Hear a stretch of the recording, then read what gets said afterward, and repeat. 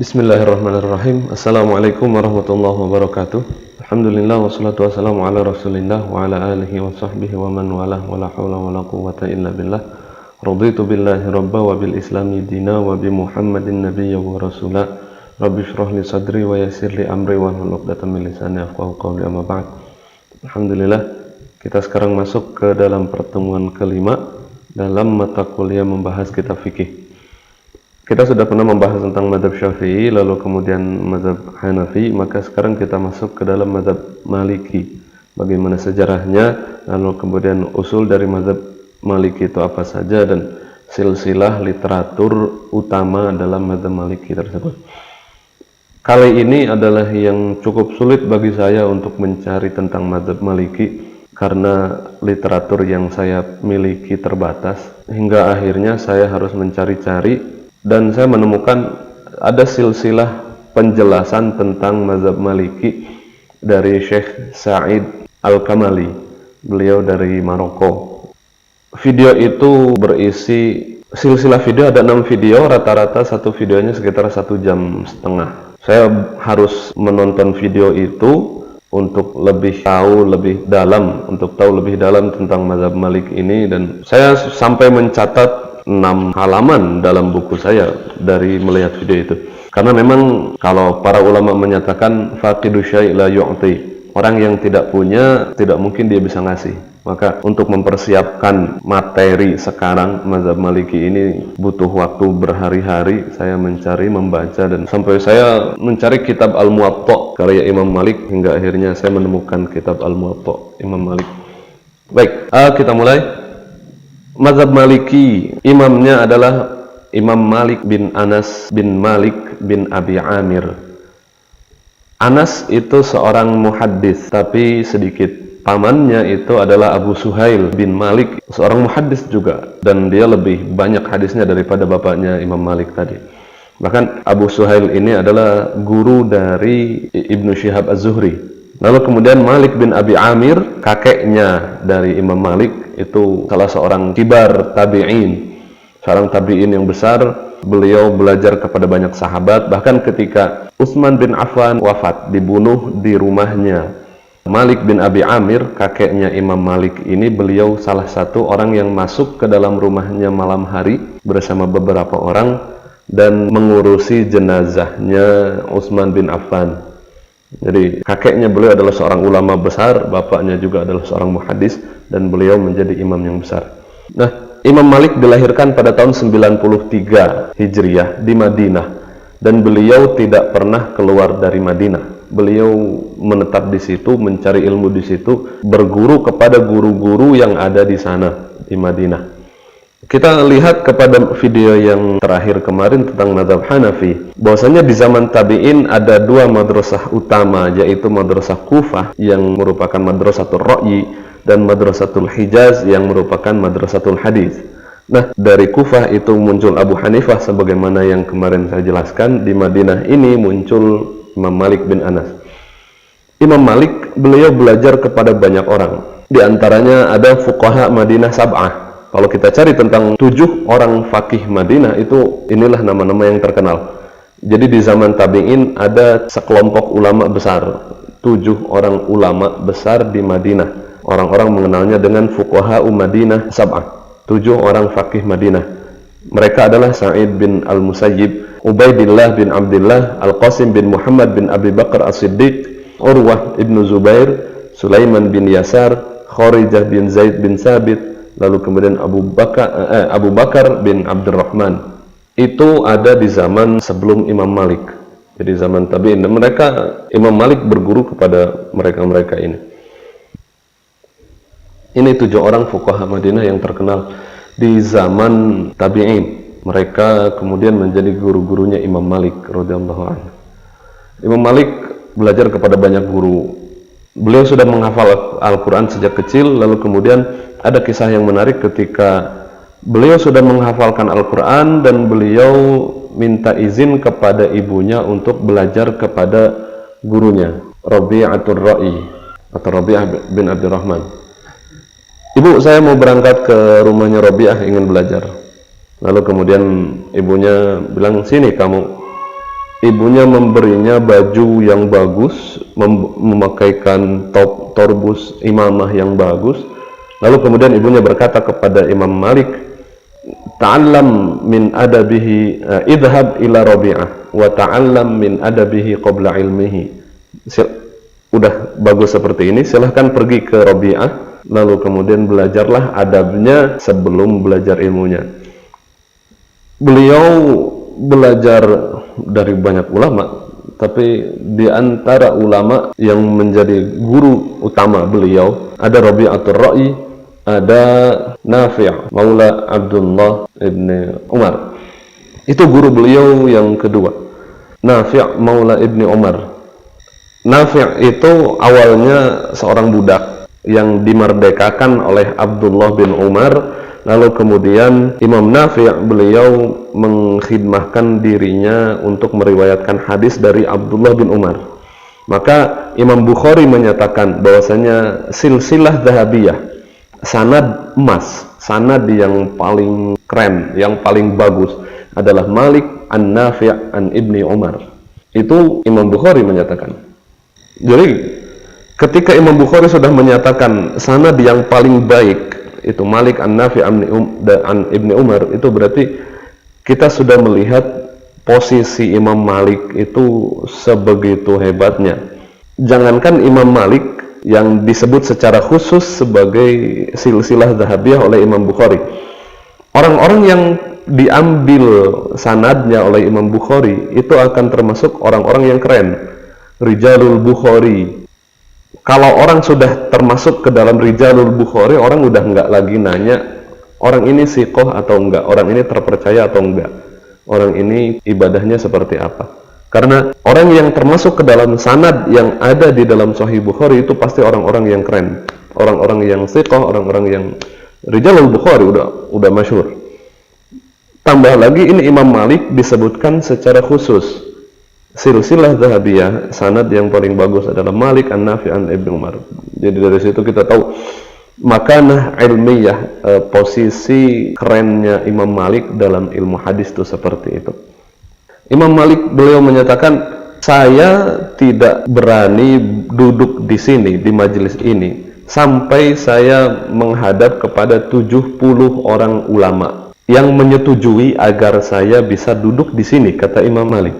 Jadi beliau bisa duduk di majelis itu setelah mendapatkan persetujuan dari 70 orang ulama. Dan meskipun seperti itu, tapi Imam Malik beliau banyak menyatakan tidak tahu. Saking hati-hatinya beliau, saking warok, tawadu. Ketika beliau mendapatkan suatu masalah dan beliau tidak tahu, beliau akan jujur bilang nggak tahu. Bahkan ada kisah orang yang jauh-jauh datang diutus oleh suatu kaum, suatu daerah untuk nanya kepada Imam Malik. Lalu kemudian Imam Malik bilang, saya nggak tahu, saya nggak punya jawaban untuk Anda. Lalu kemudian orang itu bilang, lalu apa yang harus saya bawa ke rumah nanti ketika orang-orang nanya ke saya apa jawaban Imam Malik? Imam Malik bilang, ya bilang saja Imam Malik tidak tahu. Itu kita bisa melihat hebatnya Imam Malik, tapi Imam Malik masih sangat hati-hati. Berbeda dengan kita lihatlah zaman sekarang. Boro-boro disetujui oleh 70 orang ulama. Bisa jadi dia baru mu'alaf, lalu kemudian dia ngaji sebentar, tahu-tahu udah jadi ustadz. Orang tobat, dikasih baju ustadz, tahu-tahu jadi ustadz. Lalu kemudian setiap ditanya, dia pasti menjawab. Beda sekali dengan Imam Malik yang berguru dari puluhan guru, disetujui oleh 70 orang guru, tidak semua pertanyaan beliau jawab. Itu atas dasar kehati-hatian beliau. Nah, itu tadi Imam Malik, beliau memiliki murid yang banyak. Salah satunya Imam Syafi'i adalah murid beliau. Ya, seperti yang kita bahas kemarin. Imam Muhammad bin Hasan Asy-Syaibani, muridnya Abu Hanifah, juga merupakan muridnya Imam Malik. Bahkan kitab Al-Muwatta ini salah satu riwayatnya adalah Imam Muhammad bin Hasan Asy-Syaibani. Nah, maka sekarang tadi kita sudah sedikit mengenal tentang Imam Malik, bagaimana posisi beliau dalam ilmu, maka kita masuk ke dalam mazhabnya Imam Malik. Nah, Imam Malik memiliki banyak murid. Bahkan orang dari berbagai daerah datang ke Madinah hanya untuk bertemu dengan Imam Malik. Ada orang yang jauh-jauh datang dari Spanyol hanya untuk bertemu Imam Malik. Ketika itu Spanyol dikuasai oleh Umawi. Bahkan Khalifah Abu Ja'far Al-Mansur, lalu kemudian Abu Ja'far Al-Mansur, beliau sengaja datang ke Madinah untuk minta hadis. Begitu juga dengan Harun Ar-Rasyid, beliau datang minta, awalnya Harun Ar-Rasyid minta private, biar Imam Malik datang untuk ngajar privat hadis, tapi Imam Malik nggak mau. Imam Malik bilang, kalau ilmu ini hanya untuk orang-orang khusus saja, nanti orang-orang awam nggak akan tahu. Maka akhirnya Harun Ar-Rasyid datang ke Madinah, ikut majelis bersama Imam Malik dan para muridnya. Harun Ar-Rasyid khalifah, beliau awalnya duduknya di depan, di sampingnya Abu Hanifah, di sampingnya Imam Malik. Lalu kemudian Imam Malik bilang, ya Amirul Mukminin, man tawadhu'a lillah rafa'ahu Allah. Imam Malik berkata kepada Harun Ar-Rasyid, wahai Amirul Mukminin, siapa orang yang tawadu, merendah untuk Allah, maka rafa'ahu Allah, Allah akan mengangkat dia. Akhirnya Harun Ar-Rasyid pindah duduknya bersama para muridnya. Jadi Imam Malik, beliau mengajar orang yang lebih tua sampai yang paling muda, orang di jalanan, orang yang tidak punya rumah, sampai seorang khalifah, itu murid beliau. Bahkan dinyatakan orang itu bangga kalau berkata, saya pernah mendengar Imam Malik berkata seperti ini. Saking hebatnya Imam Malik sampai orang itu bangga pernah dengar, pernah meriwayatkan hadis dari Imam Malik. Itu. Nah, murid-murid Imam Malik itu kemudian menyebar ke berbagai daerah. Maka dalam mazhab Maliki kita mengenal ada madrasah mazhab Malik sebagai pusat studinya. Pusat studi mazhab Malik itu ternyata nggak di Madinah saja. Ya. Yang pertama adalah Al-Madrasah Al-Madaniyah. Pusat studi mazhab Malik pertama ya jelas di Madinah, Imam Malik di situ. Cuma karakteristik Madrasah Madaniyah di sini lebih kepada riwayatul hadis, tidak kepada fikih. Ada fikihnya, hanya orang-orang datang ke sana lebih banyak membahas hadis, dan fokus utama mereka itu adalah hadis. Jadi bagaimana Imam Malik meriwayatkan ini dari ini, dan membacakan kitab Al-Muwatta yang ditulis oleh Imam Malik selama 11 tahun kalau tidak salah. Imam Malik 11 tahun atau berapa belas tahun menulis Muwatta, lalu kemudian Imam Malik membacakannya. Itu. Dan orang-orang nanya tentang fikih itu baru muncul ketika ada pertanyaan. Orang nanya kepada Imam Malik, baru kemudian Imam Malik ngomong.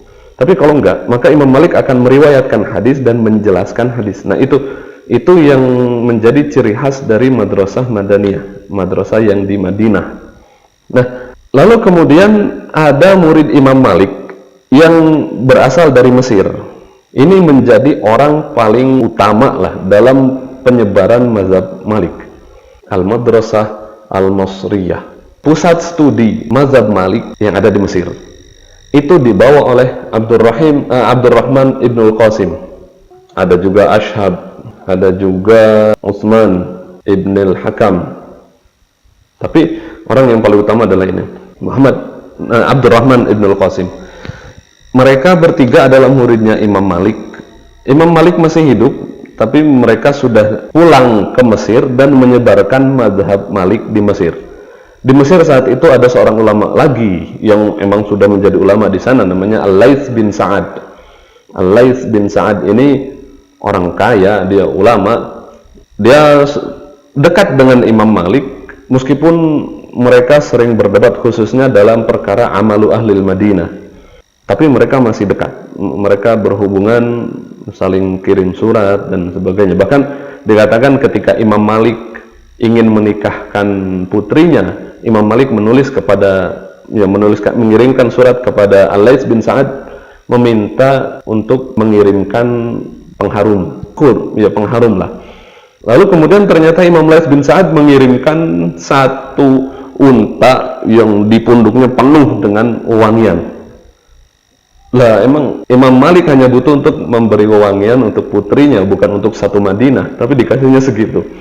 Hingga akhirnya Imam Malik menjual semuanya, ya disisakan hanya untuk putrinya yang ingin nikah, sisanya dijual lalu kemudian uangnya itu dipakai. Itu Al-Laits bin Sa'ad. Tapi mereka kalau sudah berdebat, debatnya nyaanan, beneran. Nah, Madrasah Masriyah, Abdurrahman ibn Qasim, terus Ashhab dan Utsman bin Hakam, mereka datang ke Mesir ketika Imam Malik masih hidup. Makanya mazhab yang pertama kali tersebar di Mesir itu adalah, ya selain mazhab Imam Laits tadi, adalah mazhab Malik. Mazhab Malik tersebar di Mesir, banyak pengikutnya, sampai akhirnya datang Imam Syafi'i. Imam Syafi'i kan muridnya Imam Malik. Imam Syafi'i itu temannya Abdurrahman bin Qasim, temannya Ashhab, temannya Utsman bin Hakam, temannya murid-murid Imam Malik dulu. Maka ketika Imam Syafi'i datang ke Mesir terus mengajar dengan ajaran yang berbeda dengan Imam Malik, para murid Imam Malik saat itu ya agak kesal dengan Imam Syafi'i. Hingga Imam Ashhab itu sangat terlihat sekali bagaimana Imam Ashhab itu memusuhi Imam Syafi'i. Musuhnya bukan musuh berantem, enggak, tapi ya bagaimana seorang ulama, para ulama ketika mereka berdebat, mereka tidak suka dengan itu. Ini Syafi'i muridnya Malik, tapi kok, nah gitulah kira-kira. Nah, dari Madrasah Masriyah ini nanti kemudian menyebar. Jadi Mesir itu, kalau kalian lihat peta, Mesir itu menjadi pintu penyebaran mazhab Malik di Afrika. Karena memang akhirnya mazhab Malik itu tersebarnya di Afrika sampai Andalusia. Ibnu Rushdi ada kakek, Ibnu Rushd juga, cucunya juga Ibnu Rushd. Bidayatul Mujtahid ditulis oleh cucunya. Nah, itu kan orang Andalusia, orang Spanyol, sampai ke situ.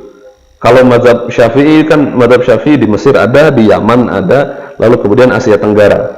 Itu mazhab Syafi'i. Mazhab Hanafi, beliau lebih dari Kufah, lebih ke arah timur, ke India, sampai ke atas, ke daerah jajahan Rusia, Tajikistan, Kazakhstan, dan sebagainya. Hingga akhirnya ketika Utsmani menguasai Turki sekarang, hingga akhirnya Turki pun menjadi Hanafi. Mazhab Hanafi masuk ke Mesir ketika Turki Utsmani menguasai Mesir. Kira-kira gitulah. Sedangkan mazhab Hambali tempatnya di Saudi sekarang. Hanya segitu. Nah, Madrasah Mesir ini menjadi pintu masuknya mazhab Malik di Afrika. Tokoh utamanya adalah Abdurrahman bin Qasim. Lalu kemudian selain itu ada Madrasah Irak, kemudian ada Al-Madrasah Al-Maghribiyah. Al-Madrasah Al-Iraqiyah ini ciri khasnya sama dengan Madrasah Madaniyah, yaitu lebih kepada meriwayatkan hadis. Sedangkan Madrasah Masriyah itu lebih cenderung kepada meriwayatkan perkataan Imam Malik. Jadi di Mesir orang-orang akan lebih menulis tentang Imam Malik berkata apa, Imam Malik berkata apa, Imam Malik bilang apa. Mereka tidak membahas hadis sebagaimana mereka fokus ke dalam fikih. Tapi kalau madrasah yang di Irak itu mereka lebih cenderung kepada hadis. Nah, tapi ada khususnya juga. Kalau madrasah Mesir itu isinya lebih banyak kepada aqwal, perkataan Imam Malik. Kalau madrasah Irak itu isinya lebih kepada dalil. Karena Irak itu kan di situ ada mazhab Syafi'i dari ketika Imam Syafi'i ada di Baghdad. Di situ ada imam mazhabnya Hanafi, yang mana ketika itu Imam Abu Hanifah kan di Kufah, dan Baghdad Muhammad bin Hasan Asy-Syaibani kan di Baghdad. Jadi di situ ada mazhab Hanafi, ada mazhab Syafi'i, ada mazhab Syiah di situ. Maka imam-imam mazhab Malik di Irak itu mereka perlu untuk menguatkan pendapat mereka dengan dalil. Maka madrasah Irak ini lebih kuat dalam sisi dalil. Kenapa ini dalilnya ini, kenapa ini dalilnya ini. Sedangkan madrasah Mesir itu lebih kuat kepada perkataan Imam Maliknya diriwayatkan. Nah, lalu kemudian madrasah Maghribiyah. Madrasah Maghribiyah itu Afrika Barat, Aljazair, Maroko, Tunis. Nah, Madrasah Maghribiyah ini adalah pengembangan dari Madrasah Mesir, yang tokoh utamanya adalah Abdurrahman ibn al-Qasim. Nah, maka dari sini kita tahu buku utama mazhab Malik adalah apa yang diriwayatkan oleh Abdurrahman ibn al-Qasim. Jadi ya, selain kitab Al-Muwatta yang tadi saya katakan, Al-Muwatta itu adalah kitab utama Imam Malik, kitab utama mazhab Malik. Jadi kitab utama selain Al-Muwatta itu ada yang disebut dengan Al-Mudawwanah Al-Kubra. Al-Mudawwanah Al-Kubra ini ditulis oleh Shahnun bin Sa'id. Beliau wafat tahun 240. Nah, kalau kita lihat kitab Al-Muwatta itu lebih banyak hadis daripada pendapat Imam Malik. Maka akhirnya para ulama mazhab Maliki mereka menyatakan, ada yang bilang buku utama dalam mazhab Malik itu Muwatta karena itu imam yang bikin. Ada yang menyatakan kitab yang paling utama dalam fikih itu adalah Al-Mudawwanah Al-Kubra, bukan Al-Muwatta. Muwatta itu kitab hadis. Para Imam Maliki juga mereka berbeda pendapat. Nah, Al-Mudawwanah Al-Kubra ini ceritanya ada seorang ulama yang berasal dari Maghrib, Qairuan, namanya Asad bin Al-Furat. Beliau wafat tahun 213. Asad bin Furat ini, beliau datang jauh-jauh dari Maghrib, dari Afrika Barat, datang ke Imam Malik, datang ke Madinah untuk belajar. Ingin belajar fikih, bukan hadis. Tapi ketika Asad bin Furat ini nanya kepada Imam Malik jawab, terus Imam Asad bin Furat ini nanya lagi, bagaimana kalau seperti ini, bagaimana kalau seperti ini. Akhirnya Imam Malik marah. Kalau kamu ingin nanya masalah-masalah seperti ini, alaika bil Iraq, silahkan kamu pergi ke Irak. Karena kan kita tahu madrasah Kufah kan emang cenderungnya seperti itu. Dari satu masalah muncul masalah, ditanyakan gimana kira-kira kalau masalahnya seperti ini, lalu kemudian tanya lagi kalau masalah seperti ini. Jadi dari satu masalah bisa menjadi banyak masalah. Imam Malik nggak suka itu. Maka Asad bin Furat ini kata Imam Malik, kalau kamu mau seperti itu pergilah ke Irak. Akhirnya beliau pergi ke Irak. Di Irak beliau bertemu dengan Abu Yusuf dan bertemu dengan Muhammad bin Hasan Asy-Syaibani, belajar dari mereka berdua, belajar fikih Hanafi. Sampai akhirnya Imam Malik wafat. Lalu kemudian nama Imam Malik disebut di mana-mana sampai Muhammad bin Hasan Asy-Syaibani, beliau sedih ketika mendengar Imam Malik wafat. Asad bin Furat ini nanya kepada Imam Muhammad bin Hasan Asy-Syaibani, kenapa engkau bersedih dengan meninggalnya Imam Malik? Karena beliau kan beda mazhab. Kamu nggak tahu, beliau adalah Amirul Mukminin fil hadis. Beliau adalah paling utama dalam hadis. Ya, karena emang Muhammad bin Hasan Asy-Syaibani muridnya Imam Malik juga. Akhirnya Asad bin Furat ini menyesal. Ya Allah, dulu saya sudah dari Imam Malik, tapi saya kok nggak ngambil dari beliau. Maka Imam Asad bin Furat menyatakan, Fatani Malik, walam yafutni ashabuh. Jadi Asad bin Furat bilang, saya nyesal karena ketinggalan Imam Malik, tapi saya tidak akan menyia-nyiakan murid-murid Imam Malik. Akhirnya Asad bin Furat ini pergi ke Mesir. Pergi ke Mesir, belajar dari, pertama datang ke Ashhab. Datang ke Ashhab karena emang Asad bin Furat ini cenderungnya fikih, ingin mengembangkan fikih, ingin pakai caranya orang-orang Kufah, orang-orang Irak. Ketika nanya kepada Ashhab, ya Ashhab, ini hukumnya apa? Ashhab bilang seperti ini, lalu kemudian Asad bilang, kalau seperti ini gimana? Kalau seperti ini gimana? Ashhab marah, lalu kemudian silakan pergi. Asad bin Furat akhirnya cari murid yang lain, yaitu Utsman bin Hakam. Nanya yang sama dan dengan jawaban yang sama, saya cuma tahu seperti ini, ya udah nggak usah mengembangkan lagi masalah. Akhirnya beliau pergi ke Abdurrahman ibn al-Qasim. Ketika di Abdurrahman ibn al-Qasim, Abdurrahman bin Qasim malah nantang. Jadi Asad bin Furat beliau nanya, lalu dijawab hukumnya seperti ini. Asad bin Furat balik lagi nanya, kalau seperti ini maka gimana? Abdurrahman bin Qasim menyatakan ya seperti ini. Asad bin Furat nanya lagi, Ibnul Qasim jawab lagi. Sampai akhirnya Asad bin Furat berhenti, Ibnul Qasim nanya, mana ada lagi nggak pertanyaan kamu? Dari situlah Asad bin Furat ini senang dengan Ibnul Qasim. Lalu Asad bin Furat berdiri, bilang sama murid-murid yang ada di situ, hei kalian, kalau kalian rindu, kalau kalian ingin melihat Imam Malik, inilah Imam Malik ada di depan kalian. Itu pujian Asad bin Furat kepada Abdurrahman bin Qasim. Lalu kemudian Asad bin Furat ini menuliskan, dia bertanya tentang Imam Malik, apa saja yang dikatakan oleh Imam Malik. Maka Asad bin Furat meriwayatkan dari Abdurrahman bin Qasim tentang Imam Malik.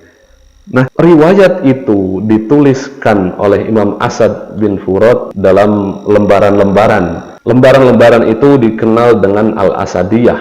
Jadi bukulah istilahnya. catatan Asad bin Furat tentang perkataan Imam Malik yang diriwayatkan oleh Abdurrahman bin Qasim. Banyak. Sampai akhirnya Asad bin Furat pulang ke Qairuan. Qairuan itu di Tunis di sana. Beliau pulang ke Tunis, lalu kemudian ketika di Tunis ketemulah dengan Sahnun, bukan Shin, maaf, Sahnun. Sahnun ini ketemu Asad bin Furat. Sahnun minta, boleh nggak saya minta buku kamu, catatan-catatan kamu? Asad bin Furat nggak mau. Enggak, ini catatan saya. Kata. Udah susah-susah nyari ini, jalan dari Tunis sampai ke Baghdad, ke Madinah, ke Baghdad, balik lagi ke Mesir, balik lagi ke sini. Ini catatan berharga. Tapi Imam Sahnun beliau memaksa, akhirnya ada penengah di antara mereka, ya sudahlah, disalin saja Al-Asadiyah itu. Maka buku Al-Asadiyah ini akhirnya catatan Imam Asad ini ditulis ulang. Sebelumnya buku Asadiyah ini sudah diajarkan oleh Imam Asad bin Furat di Qairuan sana, ya di Tunis sana, banyak orang yang mempelajari kitab itu. Tapi Sahnun menulis ulang, lalu kemudian membawa buku catatan itu ke Mesir, kembali ke Abdurrahman bin Qasim. Sahnun menanyakan ulang, membahas ulang apa yang dicatat oleh Imam Asad bin Furat. Dibahas lagi, ditanyakan ini benar atau enggak. Ketika Imam Ibnu Qasim ragu, beliau akan nanya terus. Akhirnya catatan yang ditulis oleh Imam Asad itu dikoreksi lagi, ditambahi lagi, yang salah dikurangi, bla bla bla bla bla. Hingga akhirnya Imam Ibnu Qasim menyatakan, "Hei Sahnun, silahkan kamu pulang ke Qairuan, pulang ke Tunis sana. Lalu kemudian, kalau ada yang sepakat antara tulisan kamu dengan tulisan Asad, maka itu yang jadi. Tapi kalau tulisan kamu dengan tulisan Asad itu beda, maka yang dipakai adalah tulisan kamu. Sedangkan tulisan Asad dicoret saja." Nah, atas dasar itu, maka ketika Imam Sahnun balik lagi ke sana, kitab Al-Asadiyah ditinggalkan. Orang-orang langsung menggunakan kitab Al-Mudawwanah Al-Kubra yang ditulis oleh Sahnun, yang tadinya merupakan catatan dari Al-Asadiyah, yang tadi sejarahnya saya sebutkan. Al-Mudawwanah Al-Kubra ini lebih rapih tulisannya. Kalau Asad bin Furat kan tadi hanya catatan saja, maka babnya itu campur. Habis nanya ini tentang toto bab ini, toto bab ini, toto bab ini. Maka Mudawwanah Al-Kubra itu Sahnun nggak cuma mengumpulin, tapi mengatur sesuai dengan bab toharo, bab sholat, bab zakat dan sebagainya. Maka kitab Al-Mudawwanah Al-Kubra itu lebih sistematis, lebih bagus daripada catatan Ibnu Furat. Nah, akhirnya orang-orang menggunakan kitab ini, Al-Mudawwanah Al-Kubra, itu menjadi kitab utama dalam fikih mazhab Maliki. Bahkan kan tadi ada yang menyatakan itu di atas dari kitab Muwatta. Lalu kemudian di antara buku utama yang lain adalah kitab Al-Wadihah fil Fiqhi wal Athar karya Abdul Malik Ibnu Habib. Ibnu Habib beliau wafat tahun 238. Al-Wadihah fil Fiqhi wal Athar itu buku sama, ngambilnya juga dari Madrasah Irak. Abdul Malik bin Habib ngambil dari Madrasah Irak, tapi beliau lebih kepada hadis. Maka isinya Al-Wadihah fil Fiqhi wal Athar. Lalu kemudian ada juga muridnya Abdul Malik bin Habib, namanya Muhammad bin Ahmad Al-Utbi, yang wafat tahun 255 Hijriah. Beliau menulis buku namanya Al-Utbiyah. Nah, 4 buku ini, Al-Mudawwanah Al-Kubra, lalu kemudian Al-Muwatta, lalu kemudian Al-Wadihah fil Fiqhi wal Athar, lalu kemudian Al-Utbiyah. 4 buku ini lalu kemudian disimpulkan, dirangkum, dikumpulkan menjadi satu kitab utama, yaitu Risalah Ibnu Abi Zaid Al-Qayrawani. Beliau wafat tahun 387 Hijriah. Risalah Ibnu Abi Zaid Al-Qayrawani, atau orang-orang juga mengenalnya dengan nama An-Nawadir. Jadi Risalah Ibnu Abi Zaid Al-Qayrawani ini merupakan rangkuman dari 4 buku utama mazhab Maliki tadi. Lalu kemudian ada lagi satu buku utama yang ditulis jauh setelah itu. Jadi setelah Imam Abu Zaid Al-Qayrawani menulis An-Nawadir, maka yang menjadi buku utama dalam pembelajaran mazhab Maliki itu adalah An-Nawadir, dan itu dipelajari dari ujung Mesir sampai ke Andalus. Lalu kemudian pada tahun 646 ada seorang ulama yang namanya Jamaluddin Ibnul Hajib. Beliau wafat tahun 646. Nah, Imam Jamaluddin Ibnul Hajib ini beliau mengulang, menuliskan suatu buku yang diambil dari berbagai sumber dalam mazhab Maliki, dan orang-orang mengenalnya dengan kitab Mukhtasar Ibnul Hajib. Setelah Imam Ibnul Hajib beliau menuliskan kitab ini, maka akhirnya orang-orang meninggalkan kitab An-Nawadir, dan kemudian Mukhtasar Ibnul Hajib inilah yang menjadi kitab utama. Nah, Mukhtasar Ibnu Hajib ini lalu kemudian sebagaimana Al-Wajiz dalam mazhab Syafi'i itu disyarah oleh Imam Khalil bin Ishaq Al-Jundi. Syarahahu Khalil bin Ishaq Al-Jundi yang wafat tahun 767 fi kitab At-Tawdih wa ikhtasarahu wa ikhtasara Khalil Mukhtasar Ibn Al-Hajib fi kitab Mukhtasar Al-Khalil. Nih, jadi Mukhtasar Ibn Hajib ini Imam Khalil bin Ishaq Al-Jundi beliau melakukan dua pekerjaan terhadap buku Mukhtasar Ibn Hajib. Yang pertama, beliau mensyarah kitab itu menjadi kitab At-Tawdih, itu jilidnya tebal. Nah, lalu kemudian Mukhtasar Ibn Hajib ini selain disyarah tadi menjadi kitab Tawdih, diringkas menjadi Mukhtasar Khalil. Mukhtasar Khalil ini adalah akhirnya yang menjadi kitab paling utama dalam mazhab Maliki. Mukhtasar Khalil disyarah oleh hampir 100 ulama lebih dari 100 orang ulama mensyarah Mukhtasar Khalil. Mukhtasar Khalil ini dipelajari oleh mazhab Maliki di Afrika Utara sampai ke Andalusia. Bahkan ketika Napoleon Bonaparte beliau menjajah Mesir, selama 3 tahun beliau menjajah Mesir, dan Mesir saat itu ada mazhab Hanafi di situ, dan kemudian kan di Andalus juga kan ada mazhab Maliki di situ. Maka ketika Napoleon Bonaparte membuat hukum, beliau menjadikan kitab Mukhtasar Khalil sebagai salah satu rujukan utama dalam pembuatan undang-undang hukum di Prancis. Diambilnya dengan 2 jalur. Yang pertama, emang beliau pernah ke Mesir dan tahu bagaimana Mesir. Lalu kemudian Mesir saat itu sudah dikuasai oleh Utsmani, maka Mesir saat itu mazhabnya Hanafi. Tapi Mukhtasar Khalil juga ada di sana. Beliau mengambil ini, dan Mukhtasar Khalil ini diterjemahkan ke dalam bahasa Perancis, kemudian menjadi salah satu sumber utama dalam pembuatan undang-undang di Perancis oleh Napoleon Bonaparte.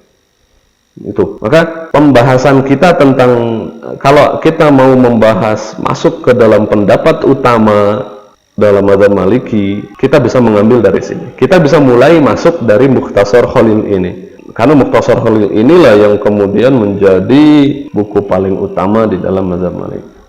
Selain itu ada lagi seorang ulama mutaakhir, masih kira-kira sezaman dengan Ibnul Hajib, yaitu adalah Imam Syihabuddin Al-Qarafi. Kalau orang tahu Al-Qarafi, udah itu orang keren dalam mazhab Maliki. Syihabuddin Al-Qarafi beliau menulis kitab Ad-Dzakhirah sama kitab Al-Furuq.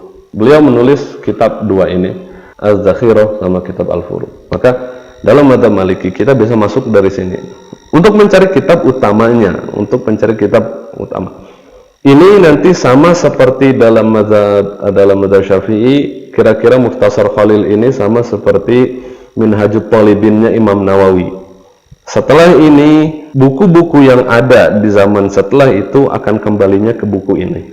Dan yang ada setelah zaman itu adalah zamanut ta'lif.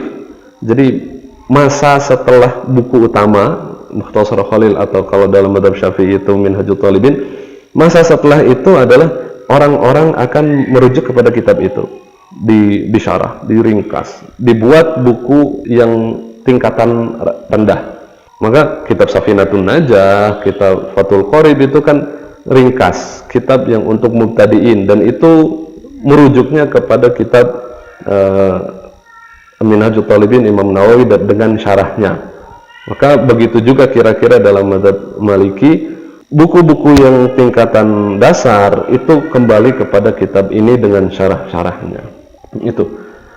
Dari sini kemudian kita masuk ke dalam usul mazhab al-Maliki. Sama seperti mazhab yang lain, mazhab Maliki, Imam Malik juga dalam berijtihad beliau mengambil kepada Al-Quran, terus kemudian As-Sunnah, kemudian ada Al-Ijma', kemudian ada Al-Qiyas, kemudian ada Sadduz Zari'ah, kemudian ada Al-Maslahah.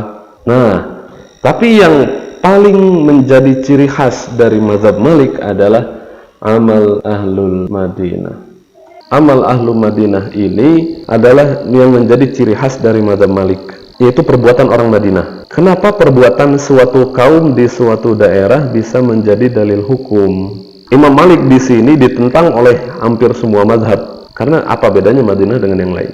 Tapi Imam Malik melihat suatu hal yang berbeda di sini, yaitu bahwa apa yang dilakukan oleh orang Madinah secara turun-temurun itu lebih kuat daripada hadis. Kenapa?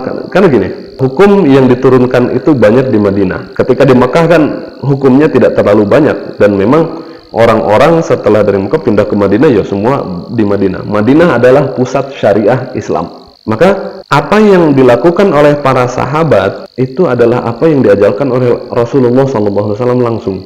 Nah, pada zaman Abu Bakar, lalu kemudian zaman Umar, Abu Bakar dan Umar itu para sahabat masih berada di Madinah. Jadi dari sekian puluh ribu sahabat, semuanya masih ada di Madinah. Karena Sayyidina Umar ibn al-Khattab, beliau melarang para sahabat untuk keluar dari Madinah, kecuali untuk tujuan yang penting. Kalau mau berdakwah, atau mau jadi qadhi, atau mau berperang, silahkan pergi ke Madinah. Tapi kalau enggak, maka tetaplah kalian di Madinah. Karena Umar bin Khattab, beliau butuh untuk bermusyawarah dengan para sahabat, sebagaimana yang dilakukan oleh Abu Bakar. Tapi ketika zaman Utsman, kan di zaman Umar, daerah kekuasaan umat Islam itu dari Persia udah sampai Mesir. Zaman Umar bin Khattab. Maka butuh para sahabat. Maka akhirnya di zaman Utsman bin Affan, beliau membolehkan orang-orang untuk pergi ke daerah-daerah. Namun, tetap saja mayoritas sahabat tetap berada di Madinah. Dan para sahabat itu, mereka mentransformasi ilmu yang mereka dapatkan ke generasi setelahnya. Kalau kita membahas mana yang lebih kuat antara ajaran agama atau budaya, kuat pengaruhnya dalam masyarakat, jelas yang lebih kuat adalah budaya.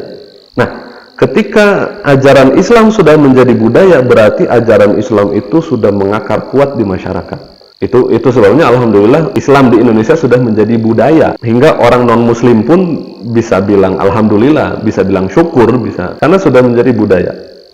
Nah, amal ahlul Madinah tadi, menurut Imam Malik, amal ahlul Madinah itu, perbuatan ahlul Madinah itu adalah suatu hal yang diturunkan secara turun-temurun oleh banyak orang. Sahabat banyak, mereka melakukan hal yang sama, lalu kemudian tabi'in, mereka mendapatkan dari sahabat melihat orang-orang melakukan seperti ini, lalu kemudian tabi'in dilihat oleh orang di bawahnya dan mereka melakukan juga. Maka menurut Imam Malik ini lebih kuat daripada hadis ahad, bahkan ini derajatnya sama dengan derajat mutawatir, karena orang banyak mengambil dari orang yang banyak, mengambil dari orang yang banyak. Contohnya Imam Muhammad bin Hasan Asy-Syaibani, beliau datang ke Imam Malik. Ya, ada diskusi antara Imam Malik dengan Imam Muhammad bin Hasan Asy-Syaibani tentang wadah, mangkok, ukuran takaran Madinah. Ya Imam, menurut saya takaran itu harusnya seperti ini, seperti ini, seperti ini, seperti ini, seperti ini. Lalu kemudian Imam Malik gampang. Beliau menunjuk satu orang muridnya, kamu sini, coba kamu pulang ke rumah, ambil di situ, bawa ke sini. Lalu kemudian orang itu pulang ke rumah, ngambil mangkok yang untuk takaran itu. Lalu kemudian datang ke Imam Malik, ini ya Imam, kata beliau, ini yang benar yang ada di rumah kamu? Iya. Bapak kamu pakai ini? Iya. Kakek kamu pakai ini? Iya. Ya sudah, berarti ini sudah pernah dipakai di zaman sahabat. Ya, intahal masalah, itu beres. Maka Imam Muhammad bin Hasan Asy-Syaibani dalam hal ini tidak ikut Imam Malik, tidak ikut Imam Abu Hanifah, tapi ikutnya kepada Imam Malik. Karena itu salah satu contoh yang paling nyata bagaimana ukuran takaran di zaman Rasul itu masih dipakai oleh zaman sahabat, masih dipakai oleh zaman tabi'in, oleh atba tabi'in sampai zaman Imam Malik. Ya udah, berarti kan semuanya sama seperti itu. Contoh lain, tarawih. Sebentar lagi kita akan masuk ke bulan Ramadan. Sebentar lagi kita akan melaksanakan tarawih. Tarawih, 3 madhab dalam sholat tarawih menyatakan, madhab Syafi'i, madhab Hambali, dan madhab Hanafi, mereka menyatakan bahwasanya tarawih itu 23 rakaat. 20 dengan 3 witir. Cuma satu yang nggak bilang 23, yaitu mazhab Maliki. Meskipun dalam kitab Al-Muwatta di bab salat Ramadan, beliau menyatakan salat yang dilakukan oleh Umar bin Khattab itu adalah 23 rakaat di sini. Nah, Imam Malik meriwayatkan dalam Muwatta bahwasanya tarawih yang dilakukan oleh Umar bin Khattab itu 20 rakaat, 23. Kenapa kok Imam Malik enggak mengambil itu? Jadi kita kan tahu ceritanya tarawih itu Rasul pergi ke masjid suatu malam Ramadan, ya kan biasa malam Ramadan beliau datang ke masjid sholat. Orang-orang ngelihat ini Rasul sholat apa setelah Isya. Akhirnya orang-orang sholat. Malam kedua Rasul datang lagi, orang-orang lebih banyak lagi. Malam ketiga atau malam keempat orang sudah banyak ngumpul nunggu Rasul nggak datang. Sampai paginya Rasul ditanya, ya Rasul, kenapa tadi malam nggak datang sholat sebagaimana hari-hari yang kemarin? Rasul bilang, saya takut itu diwajibkan. Akhirnya sejak zaman Rasul, orang sholat tarawih itu sendiri-sendiri atau jamaah tapi kecil, enggak satu masjid satu jamaah. Itu berlanjut dari zaman Rasul, zaman Abu Bakar sampai zaman Umar. Di zaman Umar, beliau melihat kondisi seperti ini, beliau bilang, gimana kalau kita kumpulin aja orang-orang biar sholatnya di belakang satu orang imam. Akhirnya Umar bin Khattab menyuruh Ubay bin Ka'ab untuk menjadi imam dan orang-orang sholat tarawih bersama Ubay bin Ka'ab. Dan di situ Umar bin Khattab menyatakan, ni'matil bid'atu hadhihi, bid'ah yang paling baik adalah ini. Nah, Imam Malik menyatakan dalam Al-Muwatta bahwasanya sholat yang dilakukan di zaman Umar itu adalah 20 rakaat, 23 bersama witirnya. Tapi yang 23 itu diambil oleh mazhab Syafi'i, mazhab Hanafi, mazhab Hambali. Tapi mazhab Maliki sendiri bukan 23 tapi 39. Loh, terus yang sholatnya 11 rakaat dari mana? Itu ntar. Tapi mazhab Malik sendiri sholatnya itu adalah 39 rakaat. 36 tambah 3, jadi 39. Dari mana datang 36 itu? Jadi ceritanya gini, di masa tabi'in, orang-orang sudah sholat 23 rakaat, baik di Madinah ataupun di Mekah. Tapi orang-orang Mekah, mereka setiap 4 rakaat, di setiap 4 rakaat ini, setelah 4 rakaat, mereka menambahkan dengan tawaf 7 kali. Orang Mekah. Jadi setelah mereka sholat 2 rakaat, lalu 2 rakaat, udah 4 rakaat, baru mereka tawaf 7 kali. Lalu kemudian mereka sholat lagi 2 rakaat, lalu kemudian mereka tawaf 7 kali. Lalu kemudian begitu seterusnya sampai akhirnya ada tambahan 4 tawaf. 4 tawaf kali 7 berarti 28 kali putaran Ka'bah. Itu orang Mekah. Orang Madinah, mereka lihat apa yang dilakukan oleh orang-orang Mekah. Ya Allah, di Ramadan ini mereka bisa punya pahala yang banyak karena udah mana salatnya 23, mereka bisa tawaf. Akhirnya orang-orang di Madinah mengganti tawaf yang 7 tadi dengan 4 rakaat. Maka 20 tambah 4 tambah 16. 20 tambah 16 menjadi 36 rakaat. 36 tambah 3 witir menjadi 39. Itulah yang dilakukan oleh mazhab Maliki. Ketika ada orang yang bertanya kepada Imam Malik, ya Imam, kenapa kita nggak sholatnya 23 rakaat aja? Imam Malik menyatakan, inilah yang sudah saya lihat dari orang-orang Madinah sejak lama.